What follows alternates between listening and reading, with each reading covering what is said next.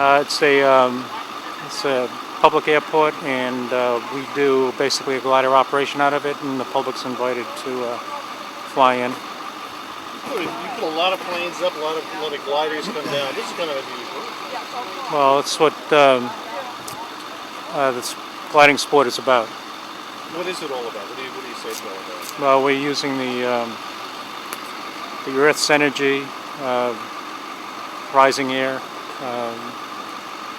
ridge currents, and wave to get the airplanes up and to support them while they're up there.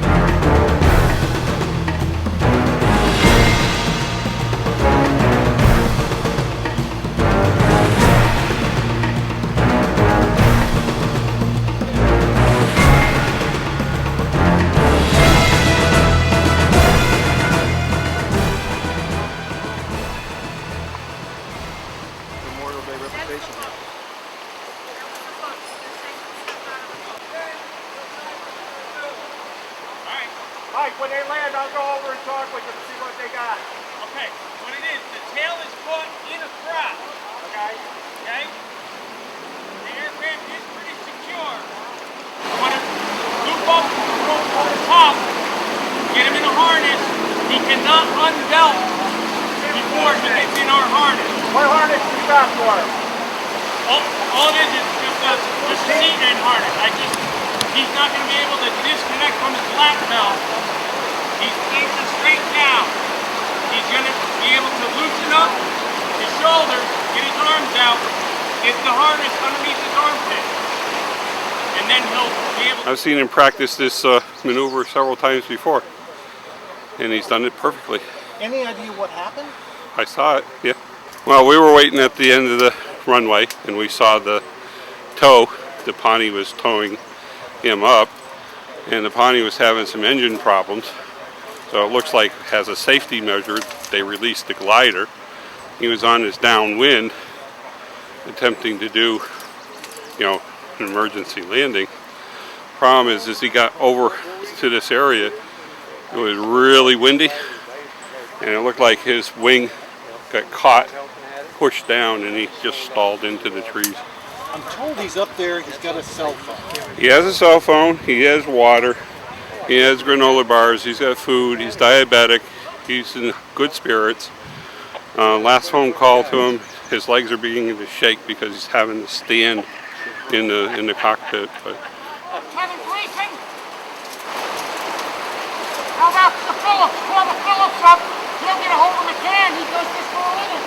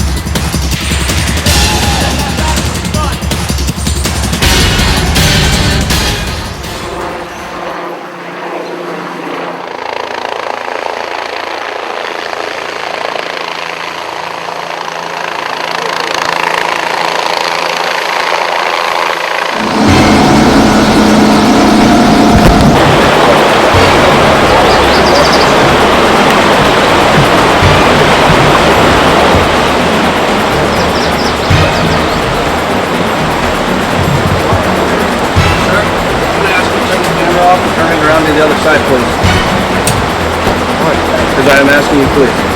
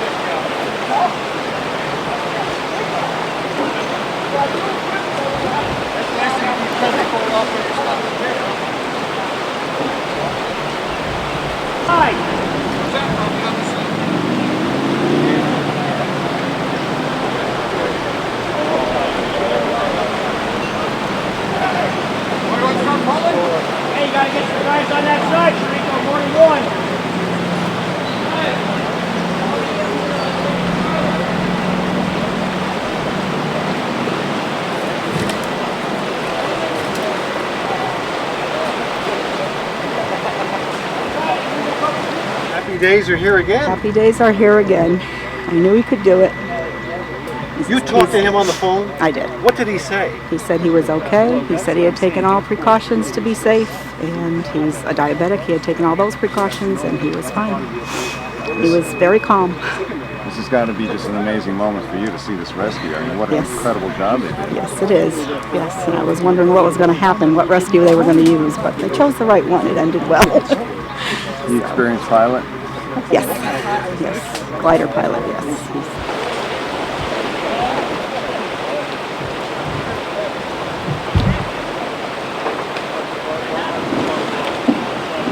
There you go.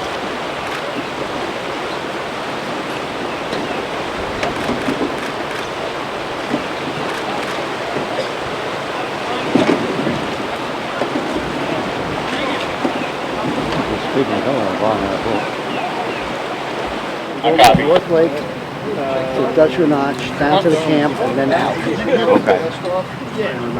This was a heck of a thing. There were like 5 different plans. You had a lot of options. We had a lot of options. We called in the state helicopter, we called in a couple of rope climbers, and then finally we got Greeneville had a tree climber that finally ended up doing the job for us. But he did a fantastic job. He was up at the aircraft in approximately 15 minutes. Took maybe another 10-15 minutes to get the man out of the cockpit and on the ground and in the ambulance. It was a hazardous rescue, it appeared from our vantage point. It was hazardous for everybody involved. The wind started The wind- blowing the plane. Right, to the south of us is a storm brewing about 20 miles. It's headed northwest. And they were figuring probably within an hour we'd be here. So you were looking at a very serious So we were headline. time frame. Amazing. I mean, it was just incredible the amount of teamwork that was involved, and also the sheer balls on these guys getting up there and getting like that. Quite so. Thank goodness for Greeneville and Palenville and East Durham. And I think that was about it. And the medics and the troopers and the Sheriff's Department. Everybody had a hand in a little bit of everything.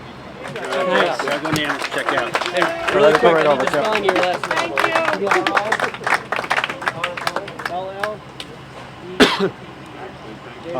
So we get to her, and then she's Oh, please be quiet when my timer's up.